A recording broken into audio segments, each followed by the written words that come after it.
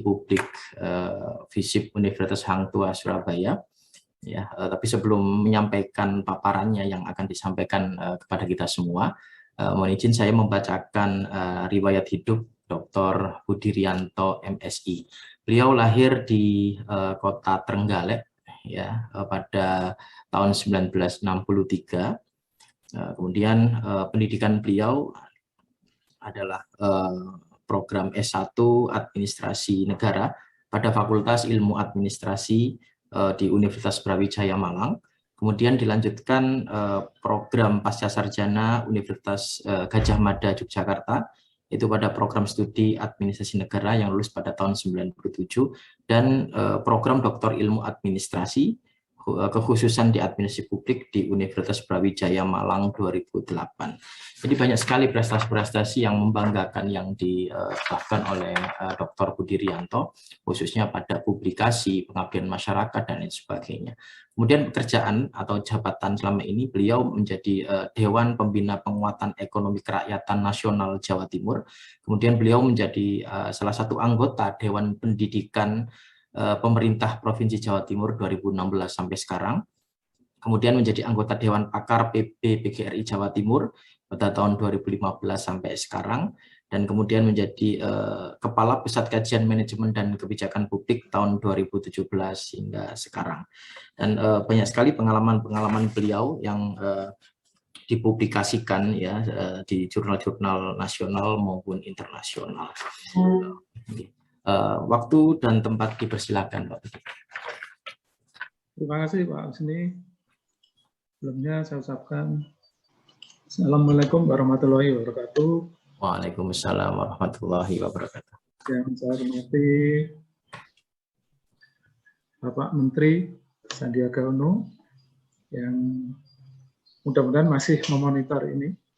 Yang saya hormati Bapak Rektor Universitas Hang Tuah Surabaya, Bapak Dekan, kemudian juga Bapak Bupati Pacitan yang mungkin juga masih memonitor.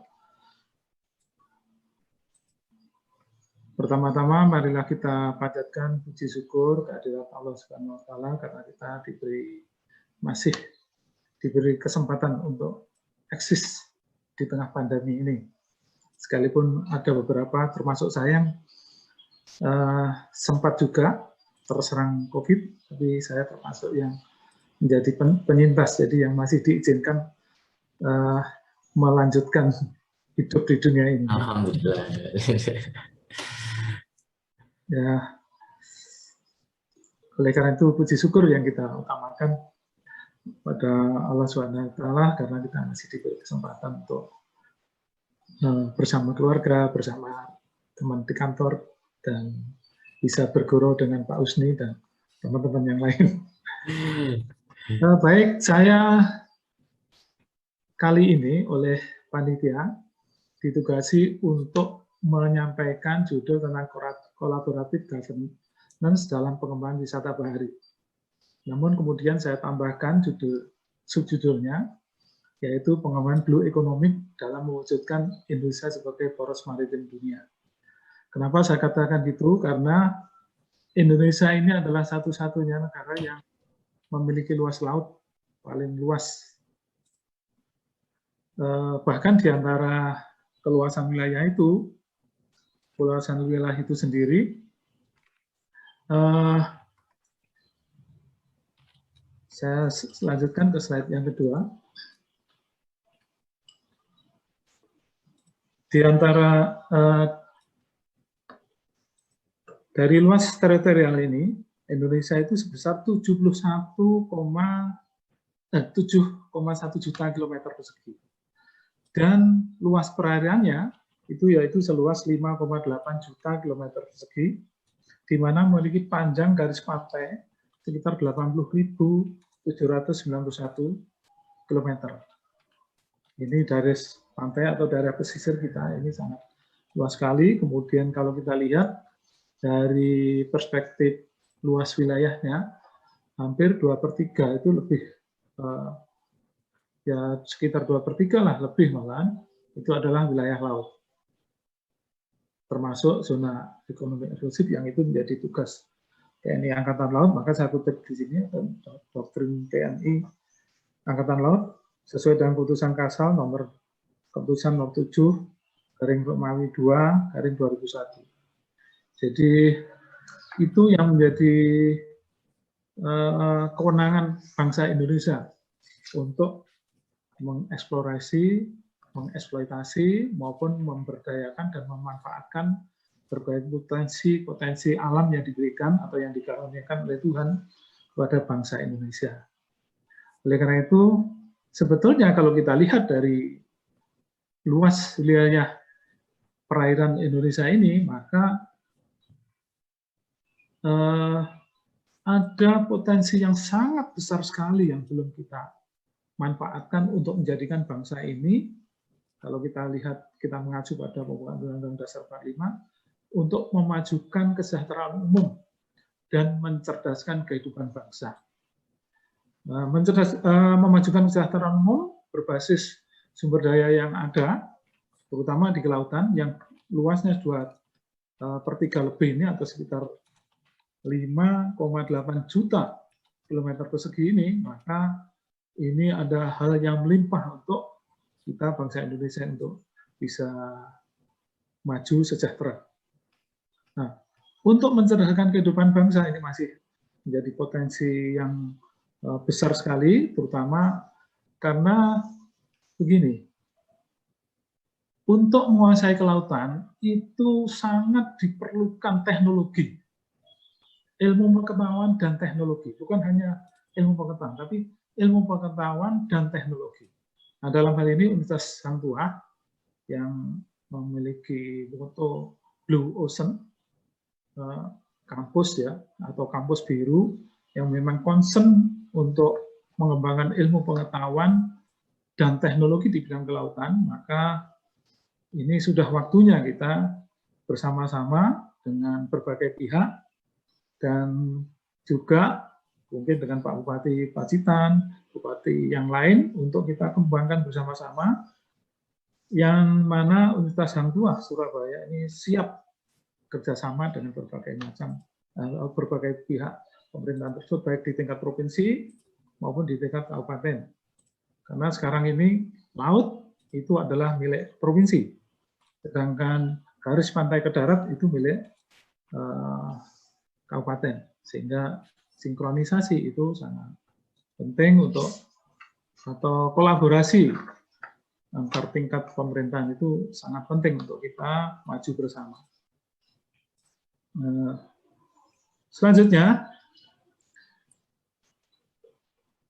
ini seperti gambar ini, ketika saya di Bali kemarin, ternyata ini super truk, sehingga wisatawan kita yang ke Indonesia itu dari Australia itu bukan orang kaya, tapi mereka bisa hidup seperti orang kaya di Indonesia. Dan ini masih banyak yang lain yang bisa kita kembangkan. Potensi bahari ini bukan sebagai pariwisata semata, tapi juga sebagai industri pariwisata yang melingkupi atau berkaitan dengan berbagai industri yang lain. Jadi pemikiran hanya fokus pada pariwisata itu sudah bukan zamannya. Tapi kita harus mengkolaborasikan ke semua hal tersebut, berbagai aspek kehidupan menjadi satu kesatuan dalam sistem pengembangan kepariwisataan. Kenapa seperti itu? Di FISIP UHT juga sudah kita kembangkan kurikulum untuk manajemen pariwisata ini, yang mana memang HIV-nya adalah di sektor wisata bahari, tetapi sebetulnya tidak fokus pada wisata bahari saja, karena memang wisata itu merupakan suatu paket yang terkait dengan yang lain. Tidak bisa fokus orang hanya berwisata di pantai saja, tidak bisa. Mesti berkait dengan pendidikan, berkait dengan industri atau bisnis, berkait dengan kegiatan-kegiatan aspek sosial budaya yang lain yang itu bisa dilakukan sambil berwisata. Oleh karena itu, di slide berikutnya ini saya mengajukan semacam hipotesis boleh atau usulan, kalau World Bank itu mengkonsep tentang good public governance itu menyangkut 3 pilar atau 3 pilar good public governance, yaitu pemerintah, kemudian masyarakat, kemudian swasta.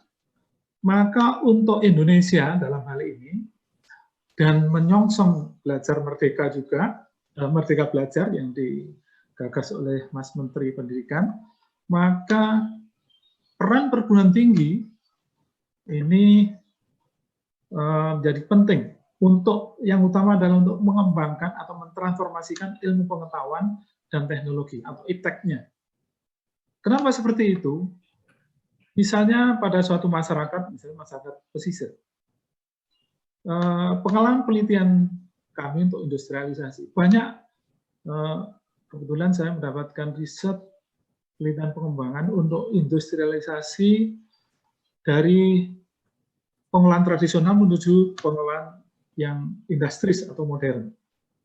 Itu harus merubah perilaku, harus merubah, memperkenalkan teknologi, memperkenalkan pengetahuannya juga, ilmu dasarnya juga kepada masyarakat itu supaya mereka benar-benar memahami bahwa dari pengolahan tradisional menuju pengolahan yang modern atau industris ini nilai keuntungannya, kemudian masa konsumsinya, jaringan pasarnya itu menjadi luas, menjadi nilai tambahnya menjadi lebih tinggi, itu tidak gampang.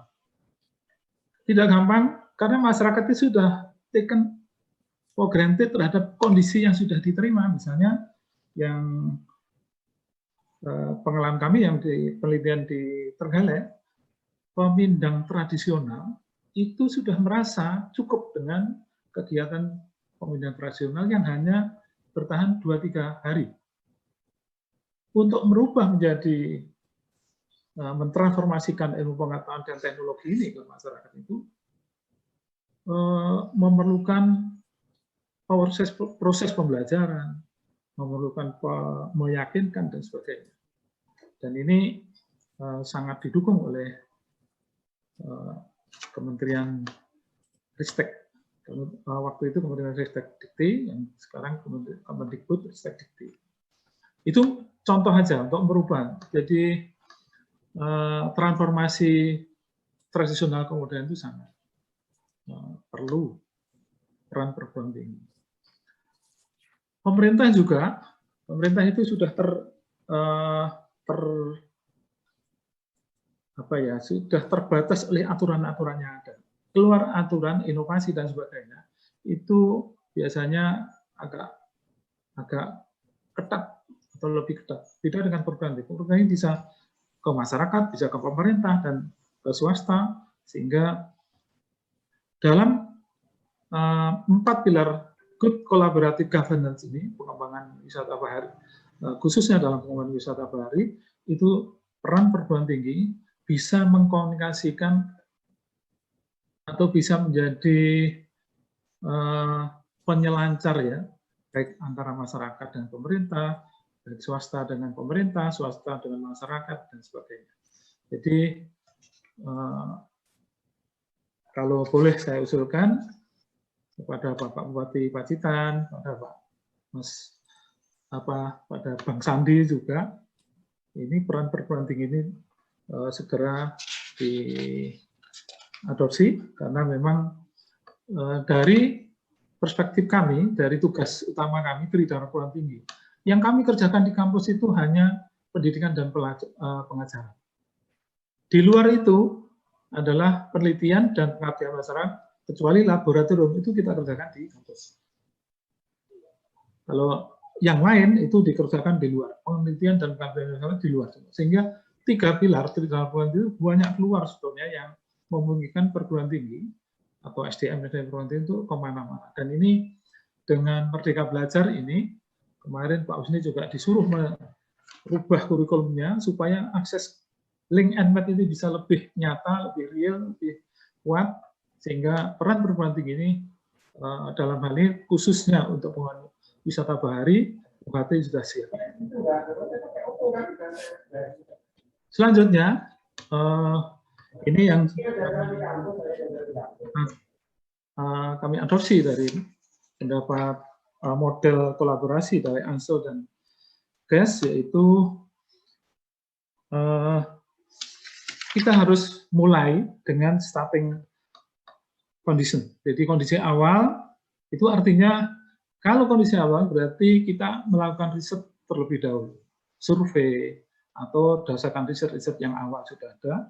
Kemudian kita juga membutuhkan kepemimpinan yang fasilitatif. Nah, dalam hal ini kami berharap terutama dari pemerintah, baik mulai pemerintahan terbawah, desa pesisir terutama, kemudian kabupaten, kemudian provinsi, sampai ke tingkat nasional, keterbukaan untuk menerima kami dari perguruan tinggi itu sangat kami perlukan.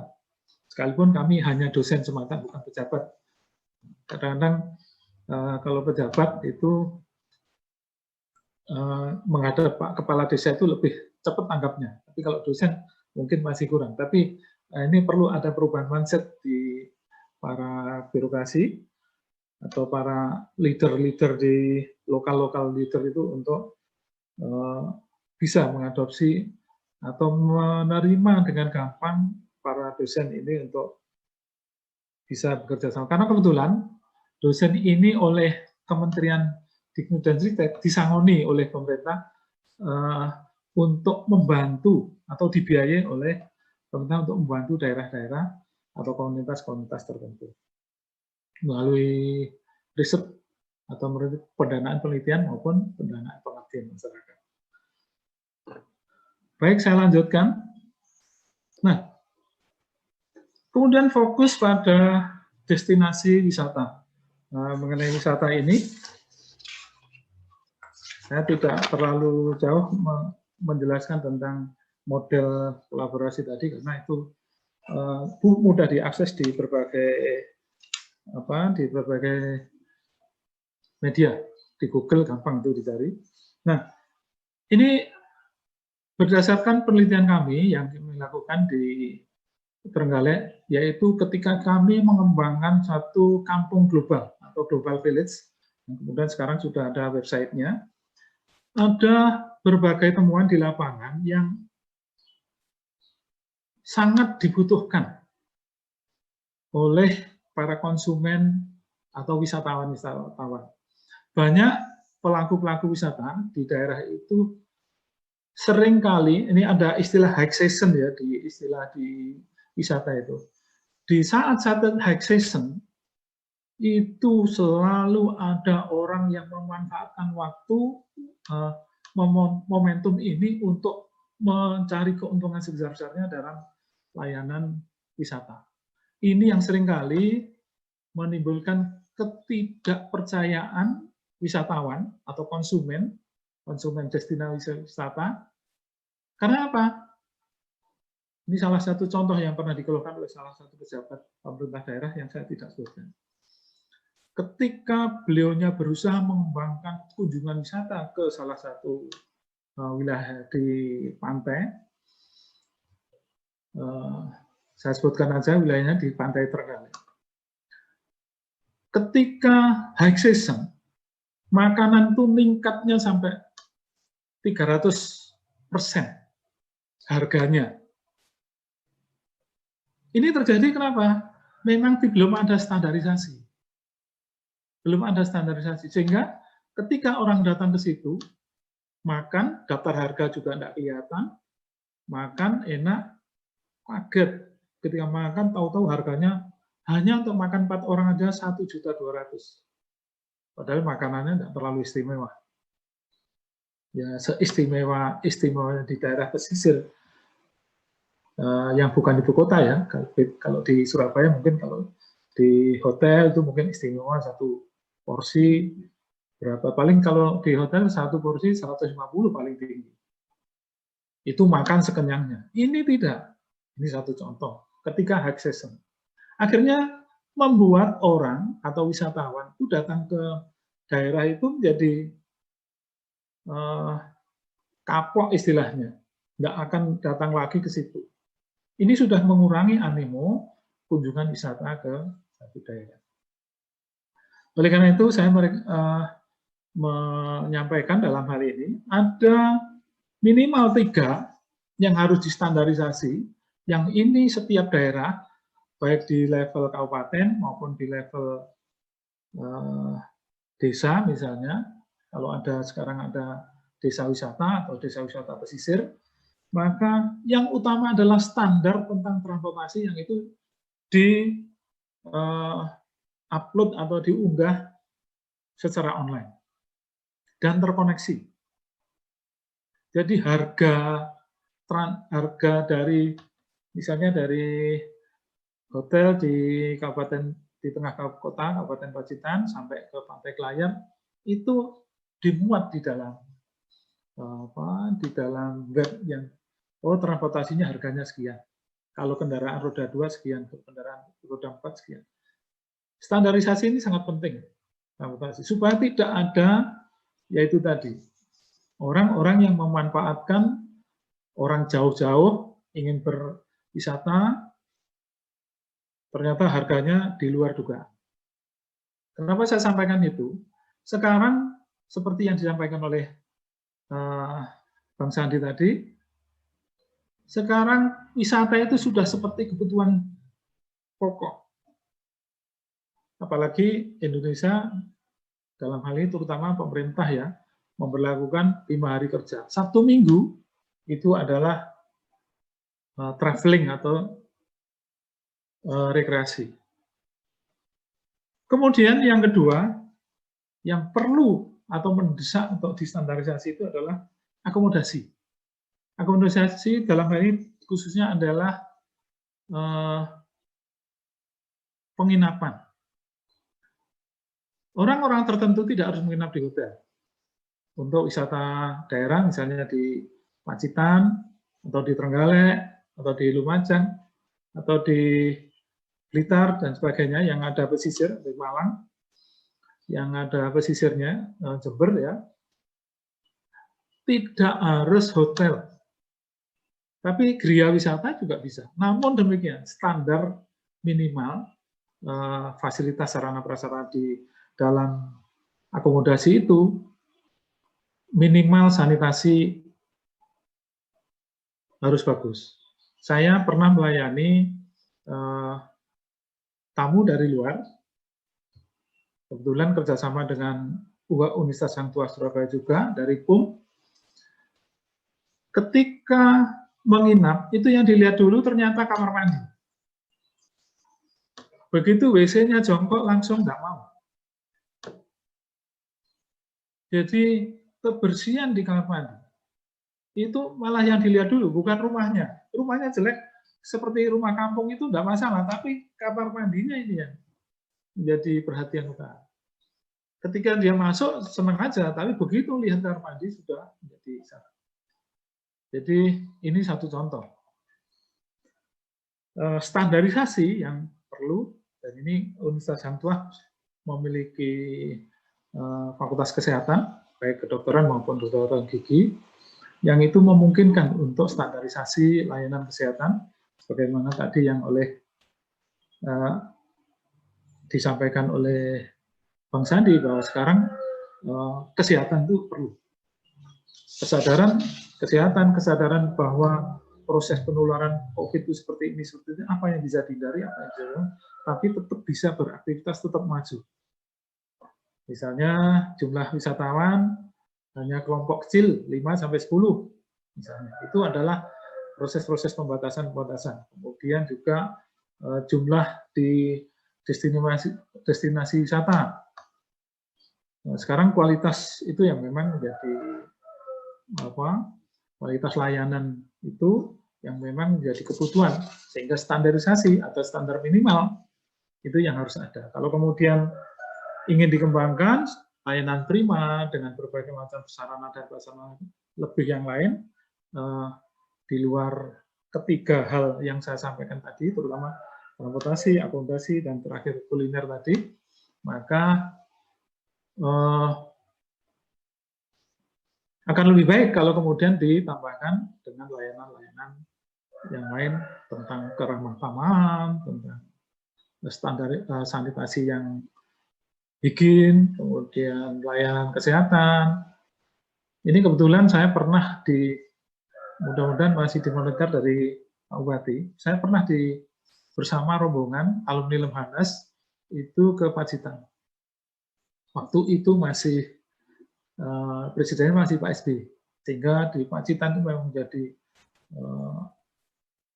wisata yang sangat menarik dengan batu-batuannya, dan apa yang kami lihat di sana kekurangannya pada waktu itu adalah ketika ada orang barat kakinya terluka, udah dia bingung mencari apotek, nggak ketemu-ketemu, karena di pantai dengan apotek itu jauh.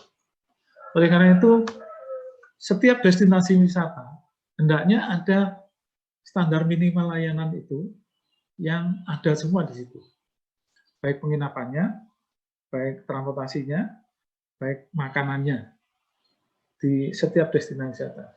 Jadi jangan hanya destinasi wisata, tapi setelah itu dia mau menginap masih jauh, masih kemudian transportasinya masih kesulitan, makanan juga masih kesulitan. Oleh karena itu lebih baik klaster-klaster destinasi wisata itu dengan segala fasilitasnya itu dilengkapi. Itu kalau membangun destinasi wisata baru, atau destinasi wisata yang sudah ada, yang sudah lama itu untuk dilengkapi sesuai dengan standar minimal yang ada. Standar yang saya sampaikan ini sebenarnya berdasarkan hasil penelitian lapangan, bukan dari perspektif peraturan menteri ya. Kalau perspektif dari peraturan menteri kan standar layanan ada 6 asas, ada 10 pokok yang itu harus dipenuhi semua, ada peramatan, ada penggunaan IT dan sebagainya, yang itu kita lihat di Kementerian Menpan ada di situ. Nah, selanjutnya ini pengalaman yang menarik yang terkait dengan destinasi wisata atau pengembangan wisata di era sekarang ini atau di era new normal COVID. Kenapa ini perlu saya sampaikan? Karena kita tidak tahu kapan COVID itu berakhir. Tapi kalau memang tidak berakhir, kita harus bisa menyesuaikan. Bukan berarti berdamai, tapi kita hidup berdampingan dengan musuh kita ini. Kalau berdamai, apakah mereka mau damai? Yang jelas kita harus tetap eksis, harus tetap survival manusia ini, jangan sampai kemudian gara-gara COVID, kemudian manusia ini habis, seperti dinosaurus. Nah, oleh karena itu, ada dua yang utama yang bisa kita kembangkan terus di tengah pandemi ini untuk destinasi wisata, yaitu wisata eksklusif. Wisata eksklusif atau kelompok terbatas tadi, kemudian juga di tempat-tempat yang terbuka, yang sedikit penduduknya, seperti gambaran yang saya sampaikan ini sebetulnya kalau kita lihat di sini ada rumah Papua ini miliknya Mr. Wagner. Saya kebetulan pernah dengan Mr. Wagner ini berusaha untuk bekerja sama mengembangkan wisata karena beliaunya ini sebetulnya anak bangsawan Jerman yang tinggal di Puri, peninggalan leluhurnya di Frankfurt sana, yang waktu itu kami juga bolak-balik menghadap ke Kementerian Pariwisata untuk bagaimana membantu dia untuk wisata di Irian, pengembangan wisata di Irian, yang mana hotelnya dia di sini, sekalipun dari luar kelihatannya masih tradisional, tapi di dalam sudah eksklusif. Mungkin bisa dilihat di Google ya, The Valley Resort ini, yang miliknya Mr. Wagner ini. Kami juga bekerja sama dengan ini Pak AB, Biro Perencanaan Kerjasama Luar Negeri, pada waktu itu.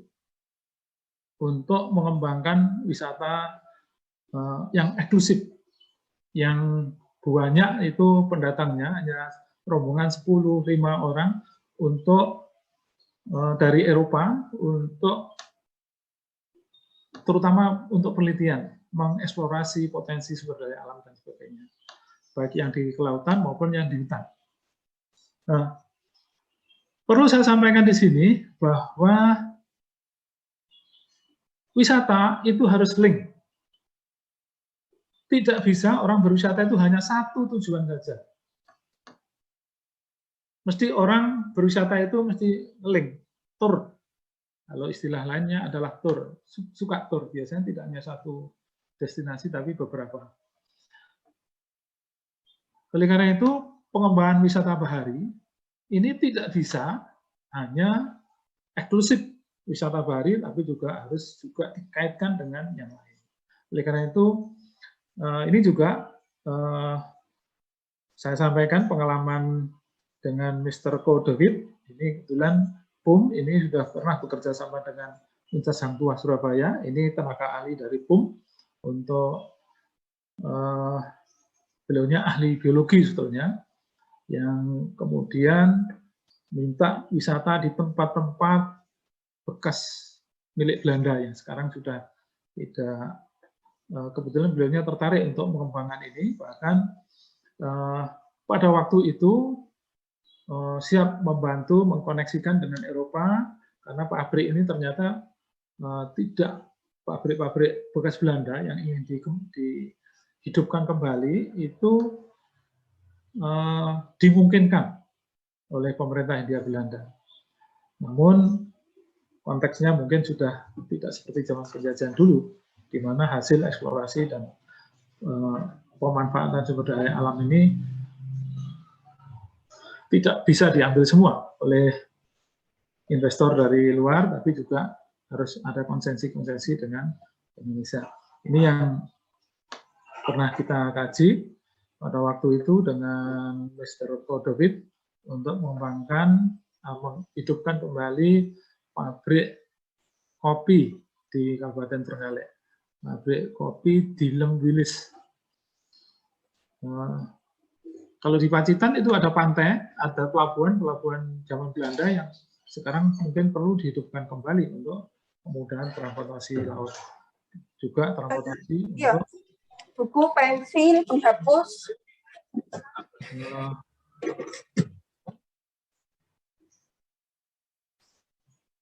Ya, jadi wisata eksklusif ini saya kira tidak usah takut dengan kondisi COVID, karena keterbatasan jumlah, kemudian tempat-tempat tertentu yang sepi dan tertutup, ini sangat penting atau sangat bermanfaat bagi masyarakat yang terkena PPKM ini, karena stres di rumah terus, jadi peluang wisata ini atau wisata eksklusif ini sangat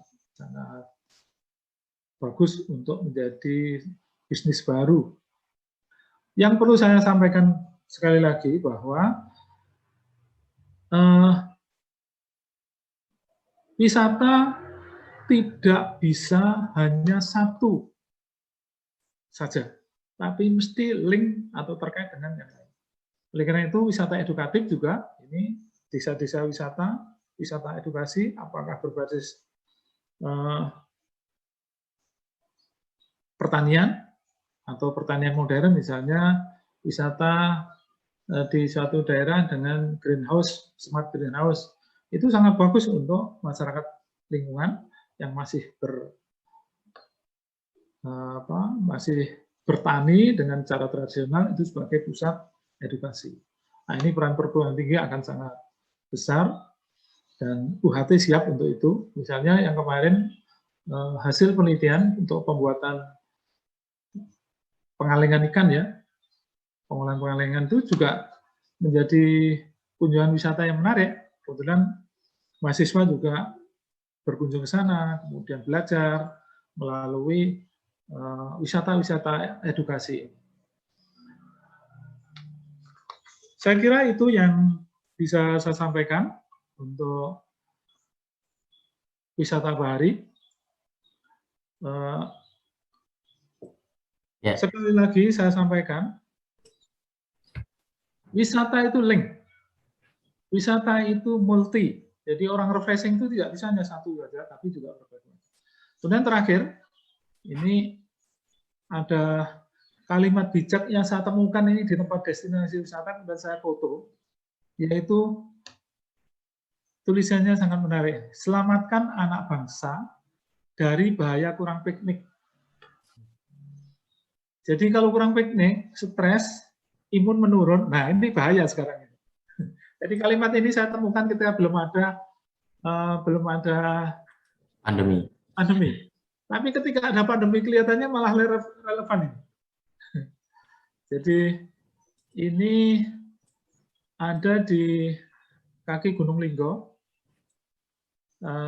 Gunung itu hanya batu-batu aja yang kemudian sekarang menjadi destinasi wisata untuk panjat tebing. Dan sudah pernah juga dicoba oleh orang luar, yaitu dari Perancis, untuk mengembangkan ini sebagai climbing atau rock climbing. Saya kira itu yang bisa saya sampaikan pada Pak Husni sebagai moderator. Saya ucapkan terima kasih dan akhirul kalam. Assalamualaikum warahmatullahi wabarakatuh. Waalaikumsalam warahmatullahi wabarakatuh. Terima kasih Pak Dr. Budi Rianto ya, atas paparan yang menarik ya, khususnya pada tataran teoritis dan tataran praktis tadi ya. Dari banyak sekali yang disampaikan oleh Pak Budi Rianto ya, khususnya pada pengembangan wisata bahari yang selama ini sudah terjadi baik di beberapa tempat ya, baik di Pacitan, Trenggalek ya, terus kemudian Blitar atau di tempat-tempat lainnya. Baik Bapak Ibu sekalian, informasi dari si acara pemateri ketiga masih ada kegiatan, sehingga mungkin nanti kita akan memulai diskusi ya, diskusinya dengan tanya jawab. Pak Budi mungkin nanti bisa memberikan ulasan ya, beberapa pertanyaan-pertanyaan di kolom chatting ya, sambil menunggu Bapak Kamrus Somad untuk join karena beliau masih ada kegiatan di lapangan. Insya Allah beliau nanti akan join pada jam 11 ya. Jadi itu adalah informasi dari sekretarisnya dari Pak Kamrus Somad. Nah, mungkin kami berikan ya pertanyaan secara langsung ya Bapak Ibu sekalian, baik di partisipan maupun panelis ya. Kami buka kesempatan ya termin pertama untuk 3 penanya. Nah, artinya memang khususnya pertanyaan ini nanti akan ditujukan pertamanya ke Pak Budi Rianto, karena memang Pak Bupati Pacitan ini juga sedang ada agenda. Jadi memang apa ya, resiko Bapak Ibu pejabat, jadi sehingga memang dinamika pekerjaan secara dinas ya memang sangat-sangat dinamis dan sangat-sangat padat, sehingga mohon harap bisa dimaklumi para peserta. Nah, kami persilakan Bapak Ibu memberikan pertanyaan ya kepada Dr. Budi Rianto ya, kepada Mas sebentar tadi yang raise hand, kepada Dr. Sulantari, Dekan Fakultas Kedokteran Universitas Hang Tuah, dipersilahkan. Silakan dokter. Terima kasih kesempatannya. Terima kasih Dr. Budi Rianto.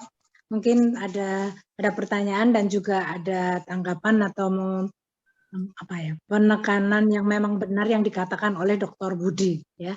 Kalau untuk yang masalah SDM FKUHT tentunya siap untuk membantu ya, nanti manakala UHT akan membuat tim yang tadi ditawarkan oleh Pak Menteri juga, dan juga di sini Pak Budi pasti juga nanti termasuk di sana, bahwa FKUHT ini ada ahli-ahli kedokteran kelautan dan juga hiperbarik. Nanti kita bisa menggabung dan merumuskan sesuatu yang barangkali dari UHT bisa memberikan kontribusi, termasuk yang disampaikan Pak Budi yang sangat saya tertarik juga, ini masalah dengan yang berhubungan dengan kepariwisataan yang ada di Indonesia. Saya termasuk yang suka jalan. Dan saya juga jalannya lebih ke pantai memang jujur ya. Refresh. Pantai yang di timur ya, di timur Pak, ke Raja Ampat, ke Menjangan, ke Labuan Bajo. Ya. Jadi hobi selam Pak. Hobi selam, Pak. Nah, sama seperti yang disampaikan oleh Pak Dr. Budi bahwa kadang-kadang ini memang yang harus dipersiapkan oleh Pemda, yaitu bahwa contohnya saja tadi disampaikan bahwa harga makanan dan minuman ini paling sepele ya. Memang kita kalau di laut itu di pantai itu pasti lapar gitu kan. Tapi ya kita ini dihadapkan dengan kebutuhan kita ya, tapi juga mereka juga membutuhkan. Kalau high season begitu ya, atau mungkin bahkan tidak high season sekalipun, begitu dia melihat ini bukan orang dari daerahnya ya, atau mungkin ada yang beranggapan wah ini dari luar pulau atau bahkan dari luar negeri ya. Jadi harga makanan minuman itu kemudian tiba-tiba naik begitu saja. Ini pernah terjadi di Jogja. Nah ini saya juga kan orang Jogja, jadi saya tahu persis. Jadi wisatawan itu protes. Waktu itu saya ingat itu tahun berapa ya. Jadi harga gudeg di Jogja, di Malioboro, di tempat-tempat tertentu itu yang harganya biasanya kita bisa makan dengan 15.000, 20.000 itu sudah kenyang. Kemudian di situ menjadi 50.000, 60.000, bahkan 100.000. Nah, kemudian barangkali Pak Sri Sultan ya mengambil alih keputusan itu semua dipangkas, tidak boleh dan dirahasia. Nah, ini jadi Pemdanya ini juga harus ikut ya. Memang ini soal uang ya, tapi tidak boleh begitu saja karena akan merugikan daerah itu sendiri. Ya, karena apa? Prinsipnya bahwa kalau harganya biasa-biasa saja, bisa dijangkau bahkan ya, pengunjungnya banyak dan berkali-kali akan datang. Ya, dibandingkan dengan harga yang mahal ya, dia langsung meraup keuntungan begitu besar, tapi akhirnya wisatawannya kapok. Tidak berkeinginan untuk datang lagi dan bahkan yang lebih parah, dia akan sampaikan pada teman lain, jangan ke sana, jangan ke sana. Ya, jadi yang seperti ini budaya ini loh yang harus kita share ke seluruh Indonesia. Manakala memang kita benar-benar akan meningkatkan kepariwisataan khususnya bahari. Ya, khususnya bahari itu perlu sekali mungkin ini kami usul nanti dari timnya UHT yang akan barangkali untuk menyampaikan ke Pak Menteri ya, bahkan ini harus keputusannya dari pusat juga bisa. Sekarang semua kan lebih dipermudah, ya kan? Kalau ada yang ribut-ribut, TNI turunkan, polisi turunkan, tapi ya mungkin nggak sampai di situ. Tapi untuk mengingatkan kembali saja. Terus kebersihan, nah ini juga sama. Sudah jauh-jauh kita sudah terbiasa, mohon maaf, saya dari Surabaya gitu kan. Kemudian pergi ke suatu tempat yang tidak usah jauh-jauh lagi, di Madura lagi misalkan. Tempat wisatanya bagus. Ya, Gili Lawa, Gili ini bagus-bagus. Tapi begitu kita mau ke toilet, aduh, rasanya mau pingsan gitu. Nah, ini tidak diperhatikan oleh daerah. Harusnya sekarang semua sektor wisata itu larinya ke sana. Saya setuju sekali bahwa toilet umum atau WC umum itu memang harus lebih diutamakan daripada kita mengutamakan bangunan kamarnya, rumahnya, atau tempat penginapannya, begitu ini, tapi kamar mandinya jorok sekali. Dan ini budaya yang harus diubah pada era pandemi ini. Dan nanti ke depan, ya kita diingatkan kepada kebersihan. Ya, kebersihan itu nomor 1. Bagaimana caranya? Berani membuka wisata, harus berani menyiapkan dulu fasilitas. Ya, dan itu kalau tidak memenuhi persyaratan, khususnya kamar mandi dan toilet tadi, tidak boleh diberi izin. Harusnya seperti itu. Ya, memang harus ada standarisasi ya. Ya, atau dibalik Pemdanya membantu. Nah, supaya semuanya jadi ikut merasakan indahnya wisata dan tadi ya Pak, selamatkan anak bangsa. Ya, jangan sampai kurang piknik, ya, jadi stres akhirnya tidak inovatif, tidak kreatif. Itu saya setuju sekali. Karena jujur kita harus demikian. Nah, kemudian kembali lagi kepada pertanyaan ke Pak Budi. Tapi selama ini Dr. Budi, sejauh mana ya yang sudah kita pernah raih atau kita pernah lakukan misalkan sosialisasi dari UHT khususnya kepada mungkin desa-desa binaan kita, apakah kita menyentuh di sana? Atau hanya sekedar datang, bakti sosial, penyuluhan-penyuluhan, ya, kemudian ya ada beberapa percontohan, tapi yang langsung menyentuh kepada daerah ini barangkali UHT bisa berkolaborasi dengan Pemda setempat, jadi tidak hanya sekedar kita yang praktek ke sana atau kita pakai di sana untuk pengabdian masyarakat, tapi yang lebih besar lagi, ya, pendampingan.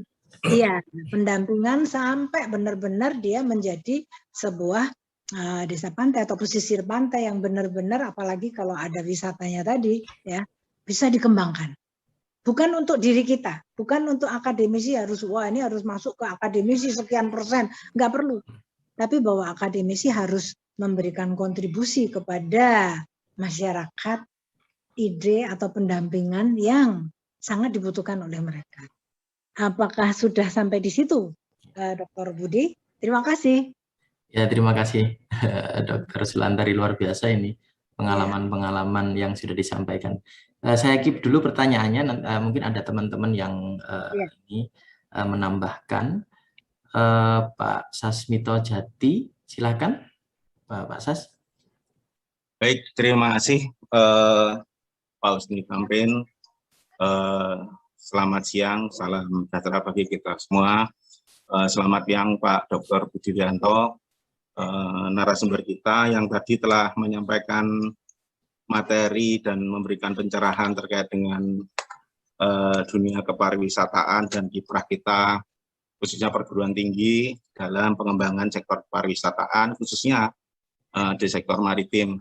Hal yang menarik yang tadi disampaikan oleh Bapak Budi dan juga narasumber lain tadi keynote speech, yaitu Pak Sandiaga Uno, bahwa terkait dengan standarisasi ini besar, yang utama salah satunya adalah eksistensi dari CHSE gitu, jadi betapa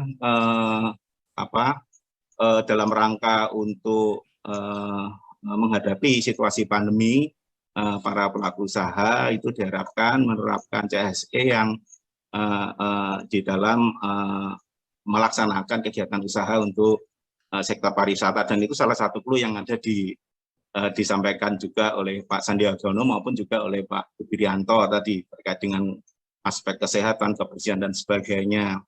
Hanya saja Pak Budi mohon arahan dan juga mungkin masukan atau mungkin juga hal-hal yang sifatnya mungkin bisa best practice dari pengalaman Pak Budi, bagaimana penerapan standarisasi misalnya juga terkait dengan CHSE ini, khususnya pada pelaku usaha yang khususnya sektor pariwisata berbasis masyarakat.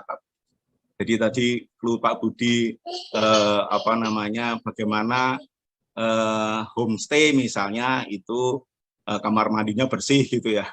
Itu bagaimana membumikan atau menggrassrootkan CHSE ini, khususnya pelaku sektor usaha pariwisata ini adalah masyarakat atau usaha-usaha pariwisata yang berbasis masyarakat gitu. Ini tentunya perlu sebuah daya dorong yang kuat untuk bisa diterima oleh kelompok-kelompok masyarakat selaku pengelola usaha pariwisata gitu, terkait dengan standarisasi termasuk juga CHSE.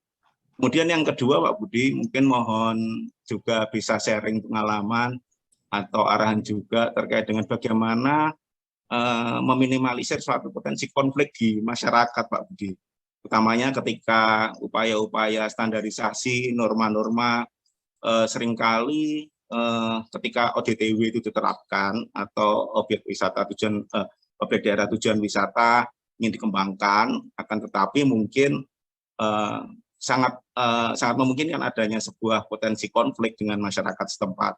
Dan ini bagaimana mensinergikan sistem nilai yang berbasis masyarakat ini, berbasis norma masyarakat ini, sehingga ketika suatu daerah ini bisa menjadi ODTW, ini juga benar-benar mampu menampung kearifan lokal gitu. Ini hal yang menjadi PR yang tentunya tidak hanya peran dari perguruan tinggi, tetapi juga semua pihak saya rasa, termasuk juga pemerintah daerah gitu. Kemudian mohon juga yang terakhir, mohon izin ini terkait dengan pelaku usaha yang terdampak COVID ini.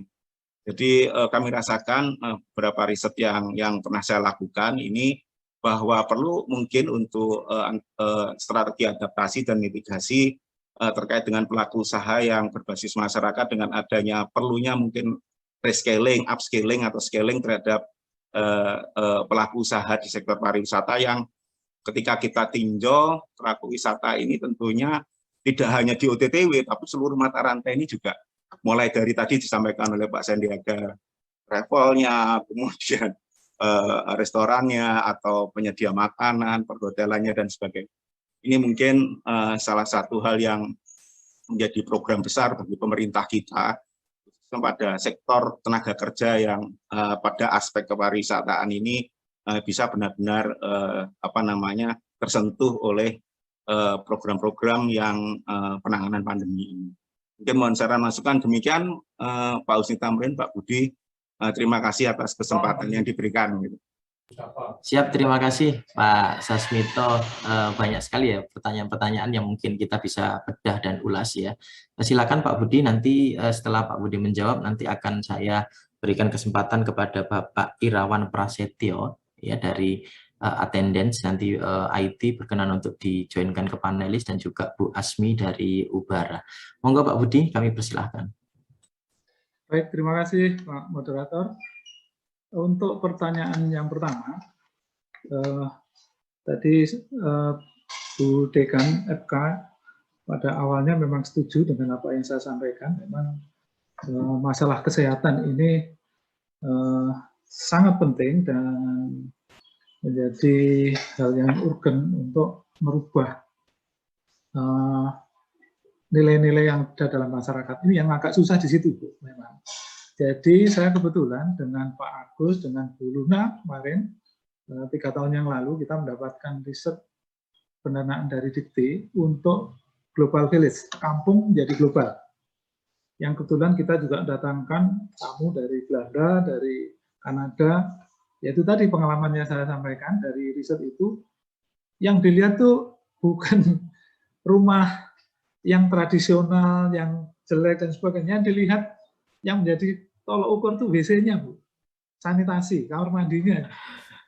Jadi akhirnya nggak mau tinggal di rumah itu, di rumah penduduk, padahal kita waktu itu ingin mempromosikan rumah-rumah penduduk yang kosong.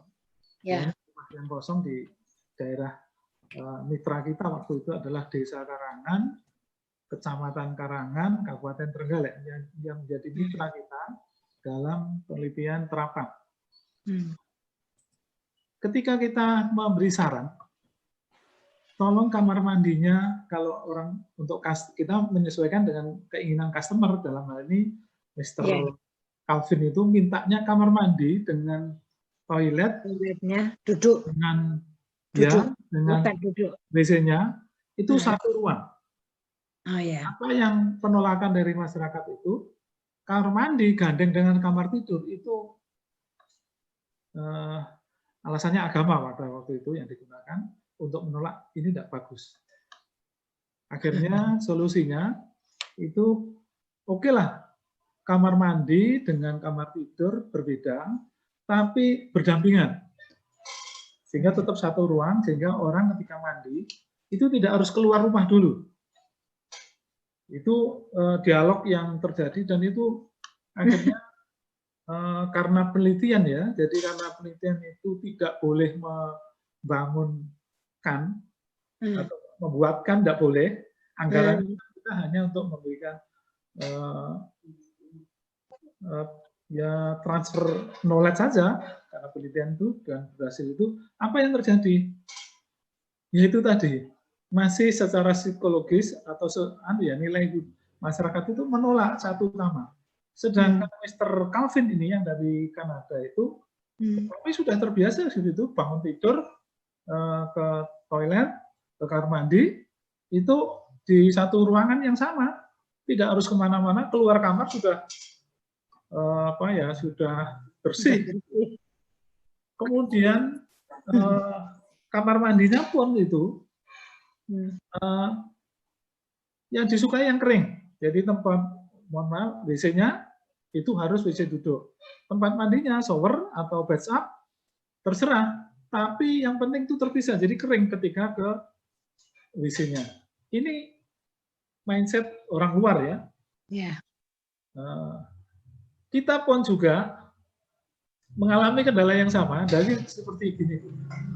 Ketika ini kalau Bapak Ibu tadi menyampaikan itu di WC umum ya, tempat wisata, kalau WC-nya itu WC duduk, kita juga nggak enak karena ini diduduki oleh orang banyak. Jadi nggak nyaman rasanya. Beda kalau di hotel, itu kan sudah dibersihkan dulu ketika Tapi kalau di WC umum, itu enggak. Sehingga kita lihat juga di beberapa terminal, itu ada yang duduk, ada yang jongkok. Tapi yang pengairannya atau pembuangannya itu pakai apa namanya, tinggal pijat aja tapi sudah ngalir, airnya mengalir dengan deras. Tidak model yang pakai gayung. Yang sudah modern kan seperti itu, tetap jongkok tapi tidak pakai gayung lagi, sehingga air itu tidak kemana-mana.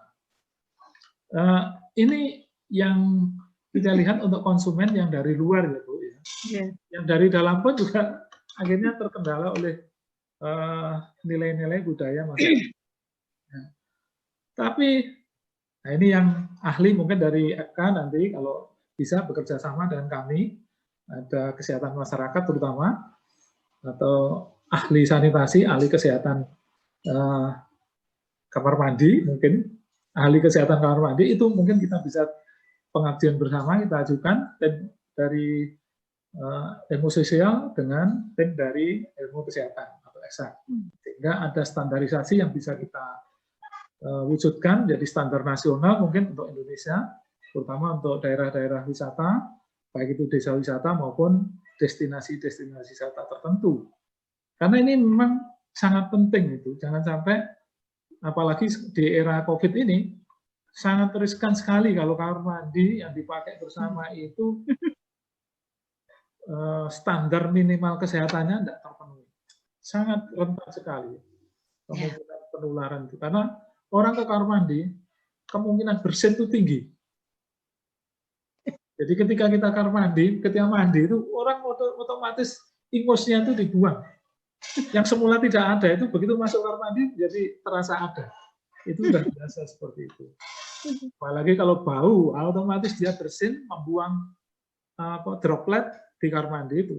Ketika ganti orang, nah ini yang jadi masalah. Apakah itu di showernya, apakah di gayungnya, atau di yang nempel di situ. Ini memang pertanyaan yang sangat bagus untuk kita kemudian kita diskusikan di forum ini supaya yang lain tahu bahwa sekalipun itu di daerah pantai yang masih kebanyakan masih masyarakat kita di daerah pantai kan masih miskin ya.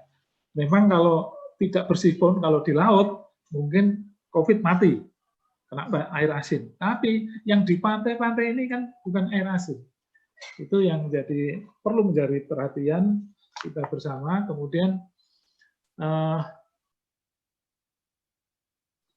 makanan tuh tadi juga Ibu menyampaikan makanan yang ketika high season maupun tidak high season begitu kelihatannya ini orang barat, orang kaya gitu, mobilnya bagus, harganya tuh langsung dinaikkan. Nah, oleh karena itu tadi saya sampaikan bahwa perlu standarisasi itu minimal 3 hal ini. Mulai dari transportasinya, karena transportasi pun itu yang tukang antar dan sebagainya itu, kalau tidak terstandarisasi seperti, tapi sekarang sudah bukan hal yang mustahil lagi karena untuk standarisasi transportasi. Karena apa? Grab maupun apalagi? Gokar. Ya, Gokar. Ya, baik sepeda motor maupun itu semua sudah terstandar, bahkan keamanannya yang nanti terkait dengan pertanyaan Pak Sasmito tadi untuk safety-nya ya, CSH, SE, CH, clean, health, safety, and environment ya, dan lingkungan itu terkait dengan pertanyaan Pak Sas tadi itu memang bisa dijaga betul.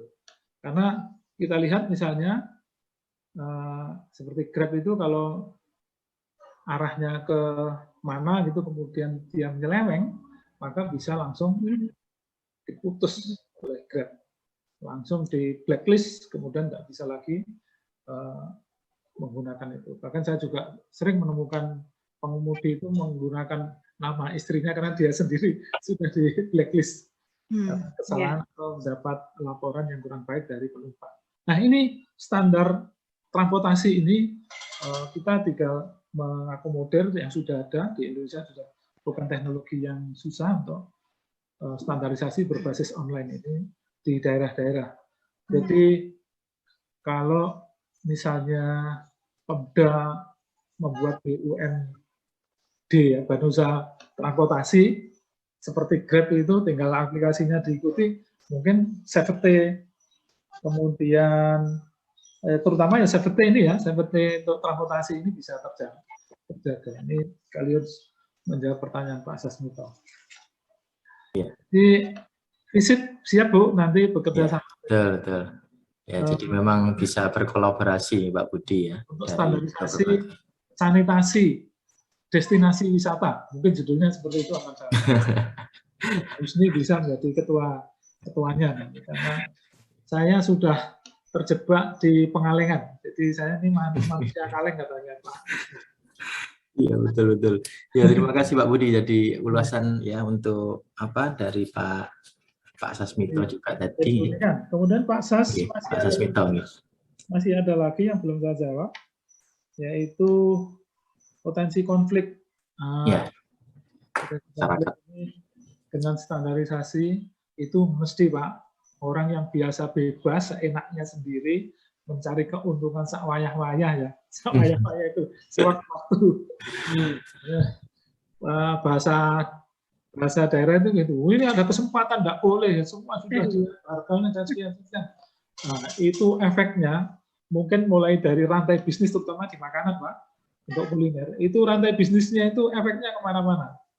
Mulai dari input produksi, mencari bahan baku, beli bahan bakunya, begitu distandarisasi, begitu harganya naik, bahan pokok naik, kan ini efeknya kan di penjualan. Wah, ini bisa menimbulkan protes yang luar biasa. Tapi itu risiko yang harus kita terima dengan mengurangi efek seminimal mungkin. Itu salah satu contoh aja dengan efek dari standarisasi. Jadi dengan standarisasi ini sebetulnya kalau dalam penelitian tentang efek dari online itu adalah itu sama dengan munculnya otoritas baru atau otoriter baru berbasis teknologi. Jadi teknologi ini menjadi otoriter. Nggak mengikuti ya salah, mengikuti nilai-nilai budaya, diverifikasi, dan sebagainya itu menjadi persoalan. Karena apa? Mungkin untuk bahan pokok itu bisa standar. Bahan pokok, tapi sayuran yang diverifikasi, buah-buahan, dan lain-lain yang tidak masuk bahan pokok, itu harganya kan naik turun sewaktu-waktu. Nah, ini efeknya kemana-mana Pak memang, tapi khusus untuk daerah wisata sebaiknya tetap itu untuk menjamin kepercayaan. Kenapa khusus pariwisata itu perlu? Untuk menjamin kepercayaan pendatang wisatawan, baik dalam maupun luar negeri, supaya seperti yang disampaikan oleh Bu Dokter tadi, supaya orang itu sering ke sana, tidak kapok. Oke, datang sekali, jangan seperti Khairil Anwar. Sekali berarti setelah itu mati, itu sudah tinggalkan aja, itu sebelum kemerdekaan. Sekarang sudah merdeka ya, kita kali-kali berakit-rakit ke hulu, berenang-renang ke tepian, atau bersakit-sakit dahulu, bersenang kemudian. Atau yang lain itu sedikit-sedikit tapi kemudian jadi bukit. Lama jadi bukit. Jadi jangan kemudian ada, ini bukan hanya itu, di parkir aja, di sektor parkir, itu juga gitu, begitu ada high season, ini parkir itu bisa melonjak. Kalau itu semua distandarisasi berbasis online, secara terbuka, secara online, sehingga konsumen atau wisatawan itu bisa melihat, loh ini di WA sekian, ini saya lihat di HP sekian harganya, ini warung ini kok harganya naik, parkir ini kok sekian, ini siapa yang customer ini dalam hal ini perlindungan terhadap konsumen itu bisa dilaksanakan atau bisa dioperasikan dengan baik. Jadi seperti itu Pak Sas, kira-kira yang bisa saya sampaikan untuk pelaku usaha yang terdampak dan sebagainya. Nah ini memang sosialisasi. Perlu sosialisasi, edukasi ya, edukasi bahwa ke masyarakat bahwa menghadapi COVID itu caranya seperti ini, menyiasati itu. Misalnya ini yang terbaru dari pemerintah kan ada PPKM level 1, 2, 3, 4. Ya, itu adalah siasat-siasat menghadapi pandemi ini. Begitu juga ketika usaha ini ya misalnya ya tadi orang sudah tidak boleh lagi rakus tadi dengan standarisasi. Ketika banyak tamu semua ditampung, harus ada pembatasan. Jadi itu tadi sedikit jadi bukit, kemudian berakit-rakit ke hulu, kelihatannya lebih cocok di era sekarang daripada sekali berarti setelah itu mati. Iya Pak Budi. Ya, terima kasih banyak Pak Budi atas apa yang disampaikan tadi ya, ulasan-ulasan dari beberapa penanya, dan alhamdulillah sekarang sudah join bersama kami ya Insinyur Kamrus Samad. Selamat siang Pak Samad.